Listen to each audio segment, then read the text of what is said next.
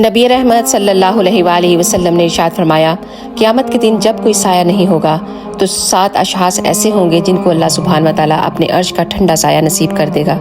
उनमें से पहला आदिल हुक्मरान होगा, दूसरा वो जवान जिसकी जवानी अल्लाह की याद में गुजरी होगी, वो अपनी जवानी में अल्लाह की इबादत करता होगा। तीसरा वो शख्स होगा कि जिसका दिल मस्जिद में लगता है। चौथा वो शख्स कि जो 2 लोग अल्लाह के लिए प्यार करते हैं और अल्लाह के लिए ही आपस से जुदा हो जाते हैं। और पांचवा वो शख्स होगा जिसको किसी औरत ने दावत गुनाह दी होगी तो उसने जवाब में कहा होगा, मैं ये गुनाह नहीं करूँगा क्योंकि मैं अल्लाह से डरता हूँ। और छठा वो शख्स कि जिसने महफी अंदाज में सदका किया कि जो दाएं हाथ ने खर्च किया तो बाएं हाथ को उसकी खबर न हुई। और सातवां वो शख्स होगा कि जिसने तन्हाई में बैठकर अल्लाह का जिक्र किया और उसकी आंखों से आंसू जारी हो गए। अल्लाह ताला हम सबको अपने अर्श का ठंडा साया नसीब करे। आमीन या रब्बुल आलमीन। एक दफ़ा इस वीडियो को ज़रूर शेयर